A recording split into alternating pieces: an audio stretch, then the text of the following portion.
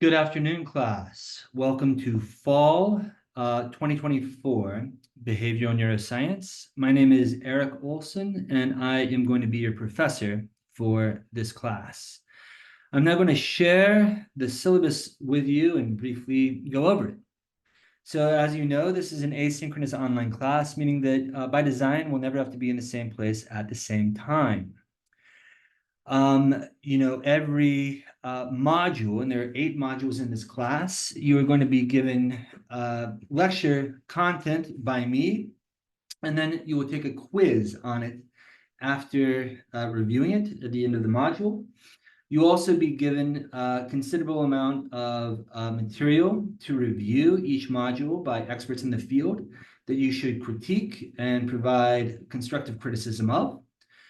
If you've taken my drugs class, you'll note that you have longer to post, and I expect more from your posts because this is a higher level class. I expect this to go a little deeper.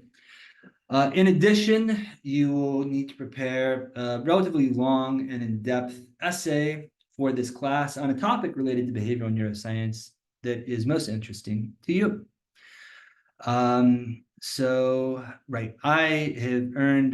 did undergrad degrees in biology and psychology, and then I did my PhD in neuroscience at Wake Forest University School of Medicine. I primarily did it on cocaine, which is why I finished in under 5 years. And I, have really gone on to do a lot of work involving various drugs and how they influence the brain behavior and dopamine neurotransmission in particular. I'm happy to communicate with anybody through email and can easily set up Zoom meetings on demand. I'm very happy to do so. Please let me know if you want a Zoom meeting. You should always expect a response from me within 48 hours. If I have not responded within 48 hours, you have permission to circle around and give me a little push. If I haven't responded in 48 hours, I deserve it. So do let me know that email slipped through my cracks. There is a required textbook here, but I have several caveats here. First is that I specifically am choosing a very old edition of this textbook here because I am in the process of completely removing the textbook from the class.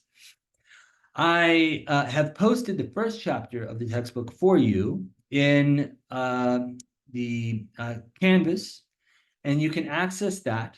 And if you feel that you need the textbook, at that point, you can either rent it, look for free copies posted online, they do exist, or buy the cheapest copy of this older version that you can find online. The pharmacokinetics and some of the earlier issues, I think that once you get through them, you'll find that if you just study the lecture material that I post for you in the YouTube videos or my PowerPoints, if you study that is 100% what I'm going to quiz you from, not any esoteric information from the textbook. And then if what I say in those videos is confusing to you, there are a wide array of resources that you can find online that are as useful as that textbook to help explain them and understand them further. You can also request a meeting with me or email me to clarify something from the lectures, which I've also very much tried to chunk and simplify as much as possible. I think they're very refined now. And, I don't think that you need the textbook is what I'm saying. But if it makes you feel comfortable to have that to fall back on, by all means, feel free to rent or buy the cheapest one possible. Active participation is required in this class. There aren't as many drops here as in my drugs, brain, and behavior class or my hormones class. But then again, this is the capstone level class. So I don't really think we can skip a quiz here. However, I will drop one of the critical thinking paragraphs if you miss one or skip one, if there is a 70% response rate. Other than that, I do expect you to participate in the work. You do get one unpenalized 48-hour makeup. that is unexcused. I am very open-minded regarding unprecedented circumstances, though, and generally trust you. If some horrific thing happened to you, I'm not going to probe you for details or ask for the doctor's note or the police record or the care team's documentation. I'm going to take you for your word. If something traumatic happened to you, know that you can just say that, and I will take you for your word. I don't need proof of your trauma. Let's all be honorable adults here. I am committed to universal design and believe in accommodating all students according to their needs. Please let me know what I can do to help you thrive in this class. To do well in this class, you really need to stick to the schedule. Every module, it's a sort of a recurring thing. And then you need to be working on that big picture essay in the background. So every module, there will be one relatively long quiz in comparison to some other classes that I teach. Again, this is the capstone class, and there are only 8 modules rather than weekly modules. So the quizzes are a little longer. All of the material is going to come from my PowerPoint presentations or my YouTube videos, with the only exception being that 1 to 2 student generation questions on the assigned critical analysis material will be included on the quiz. So you do need to at least familiarize yourself with that critical thinking material before taking the quiz. So what do we need to do there? In every module, there will be provided to you leading edge content on usually controversial topics in the field. Within each module, you need to prepare a 200 to 300 word summary of your thoughts. In addition, you will create and submit one multiple choice question on the assigned material. I don't really want true or false. Multiple choice is harder to write, because you have to come up with good possible answers, which requires a little bit more thought and processing. Interestingly, I find that it involves a lot more deep thought and analysis of the material to write a question than to answer a question. Sort of is what I'm going for there. Here are some of the things we're going to talk about, like the neuroscience of mindfulness meditation. We're going to talk a lot about sort of the brain perceiving things to be true that might not be true to others. Will be a big theme in the class. We'll talk a little bit about restorative justice and the brain's capacity for it. What really makes us human from a neuroethological perspective. Here we will hear from a very famous jazz musician about the sort of interplay between the brain and music. This is it's a panel discussion at the largest neuroscience convention in the world. So it's not going to be as engaging as a TED Talk, but I think it's a really interesting talk. I've heard a lot of these dialogue on societies at this big conference, and this is one that I really stood out to me. And I mean, I saw the Dalai Lama give one of these. I was very close to him. But this one I think is more interesting, not to mention less controversial. Not everybody is for the Dalai Lama, and I don't want to get into that politics. But there's certainly no politics here involving the music and the jazz. Well, maybe some, but I can deal with those politics. But jazz, in addition to other musical forms, are sort of ways of expressing ourselves, and also they influence the brain very deeply. In fact, I think it's very likely that we communicated through music before we communicated through spoken word. So it really shouldn't be that surprising that music can affect you more deeply or more emotionally than words. And in addition, we all dance. It's sort of like an innate thing. Babies dance, animals dance, monkeys, research monkeys. It's very clear. Like you bring in the CDs. The monkeys have preferences just like you do. They're punk rock monkeys, There are country western monkeys. There are classical monkeys. There are jazz monkeys. Yeah, it's like a very interesting thing. There are individual differences there. But anyway, then we're going to talk a little bit about consciousness. We're going to get into the neuroscience of gender identity. And then we're going to consider the differences between hallucinations and reality and what that can teach us about our conception of reality and how the brain might produce that. So for your thought question discussions, to earn full credit, I also expect you to comment on at least 3 of your peers' thought paragraphs. Please start your feedback within 3 days of making your own post. If you do not respond to your peers, I will deduct points from your thought discussion grade.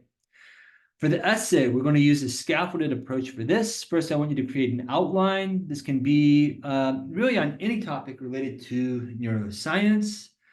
It's very broad. I want you to pick the topic that you are most passionate about exploring through research and writing an 8-page essay on. Really, nothing is off limits. I've only had one outline in the history of me teaching that I have turned down. I can specifically tell you that that outline was about, the proposal was to do an outline, an essay arguing that we should perform, neuroscience research on prisoners rather than animals as sort of a substitute. And that there are just so many ethical issues about, especially through intersectional lenses, involving doing research on prisoner populations is just very, very unethical. So I explained this to the student, and we mutually agreed to find a new outline. But that's literally the only outline out of probably 10,000 at this point that I have asked for there to be a revision of. So I think the world is your oyster. So choose what you are most passionate about. Do not think about the essay that I want to read. Think about the essay that you want to research and write. After creating an outline using the template at the end of the syllabus, I will want you to do research and create an annotated bibliography. I also have an example for that at the end of the syllabus. Then I want you to use ChatGPT to write a draft essay for you. This draft essay is not going to be something you submit for your final essay, but you will submit it to me as sort of an in-between step. You should then review this ChatGPT essay and see how it agrees with your own research, and you also find some areas that you disagree with. You may use a ChatGPT essay as a reference or a citation in your final essay, but you cannot copy directly from it. Here are instructions on how to use ChatGPT and the prompt that will actually give you the answer, the final product. This step shouldn't take long. If you do it right, this takes about 2 minutes. Then you actually have to write your own essay, which will take a little bit more time. I want a 6 to 8 page essay with a very well-researched essay. I would like the citations in a consistent format, both in text and a reference page. I'm not a stickler for APA format. Use it if that's what you're familiar with. You can also use Vancouver format, which is a slight preference of mine, but APA is perfectly fine. You can use MLA. I really don't care what format you use, as long as you're consistent with how the in-text citations are done, and then I can go find every in-text citation in your reference page. Quizzes are a bulk of the class. 40% of the grade is coming from the content. About 25% will come from your responses to these critical thinking essays, critical thinking assignments. And then the other fourth, a little over a fourth, will come from this essay that you're going to develop on your own, and the multiple steps that you will take in preparing that final essay.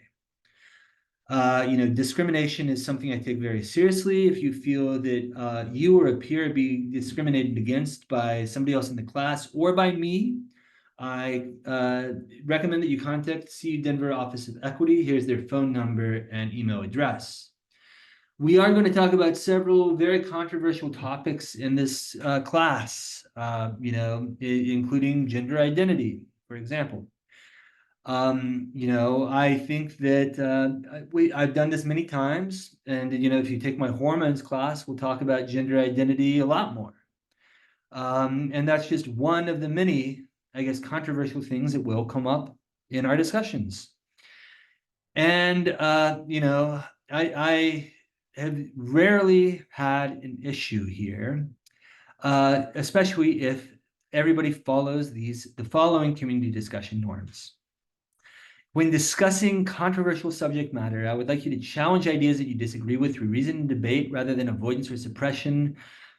Challenge the idea, not the person. We're not going to attack people. We're not going to try to shame people. We're not going to take things that people say and post them on Twitter and try to create a mob situation. At least I hope not. Rather, I would like you to lean into difficult conversations and to be willing to consider diverse perspectives. Acknowledge that we come from different backgrounds and bring unique perspectives. In fact, I think it's the best thing about CU Denver. I've never been at a campus before where the student body is so intellectually diverse. I'm used to teaching 18-year-olds, that are all very similar. But here at CU Denver, only about half the class are, 18-year-olds. Then we're going to have some veterans. We're going to have people that are coming back to school after having a family and a career. We're going to have, different generational perspectives. We're going to have lots of different perspectives that you would not have in a typical college class. That's a beautiful thing. That's something to embrace and really try to consider different generational perspectives. Like, where are we all coming from here? And in doing so, do not make assumptions about other students' identities. Give them the benefit of the doubt there. Acknowledge where you agree with your critics and what you learned from them, and be able to accept some, lack of closure at the end. Know that we are talking about some general sensitive topics in this class, and I do not give trigger warnings at every one, in part because the neuroscience literature shows it actually sensitizes the brain to the triggers. In fact, I think it's a bad idea based on the literature.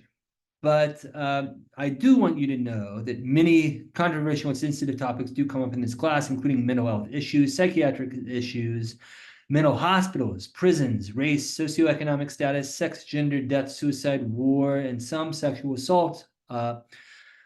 Particularly when I talk about sexual assault, I will be almost exclusively talking about it within the context of date rape, which is a very serious ongoing issue in society, and it's something that needs to be considered and discussed. Ketamine, for example, is something that is very concerning to me. It's becoming very normalized as a drug now. It's really everywhere. And, there are lots of tragedies out there. Elijah McClain is one that you are aware of. There are many others that you're not aware of. Many people are abused by ketamine and similar drugs every day. It's really a perfect drug for the predator. It, interferes with your memory a little bit, so you would not necessarily trust your memory the next day.